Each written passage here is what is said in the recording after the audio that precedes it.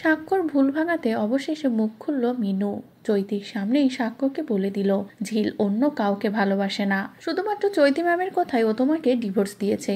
যে কথা শুনে তো মাথা ঘুরে গেল সাক্ষ্যর। হ্যাঁ বন্ধুরা, ভোলে বাবা পারকারেগার আগামী চমকে আমরা ঠিক এমনটাই দেখতে চলেছি। ঝিলকে অনেক বেশি ভালোবাসে সাক্ষ্য, ঝিলকে কোনোভাবেই ছাড়তে চায় না। এদিকে ঝিল কোনোভাবেই সাক্ষ্যর সাথে আর থাকতে চায় না। সাক্ষ্যকে ভালোবাসলেও সাক্ষ্যর থেকে দূরে থাকতে চায়, কারণ ঝিল চায় না যে তার পরিবারকে আর তাকে কোনোভাবে সাক্ষ্যর পরিবারের কেউ আর অপমান করুক। আর এই কথাটা যখনই ঝিল সাক্ষ্যকে বলে তখনই সাক্ষ্য বারবার বলে আমি আছি তো, সবটা ঠিক করে দেব। কিন্তু তবুও ঝিল কোনো কথাই শোনে না। ঝিল এক পর্যায়ে এসে বলে যত তাড়াতাড়ি ডিভোর্সটা হবে তত তাড়াতাড়ি আমাদের জন্য কল্যাণ হবে। যে কথা শুনে তো সাক্ষ্য আর কোনো কথা বাড়ায় না। এদিকে চৈতি তো বারবার ঝিলকে নানান কথা বলতেই আছে, আর আজ তো পরিবারের সকলের সামনেই বলে দিল যে সাক্ষ্য কি কি বলেছে তাকে।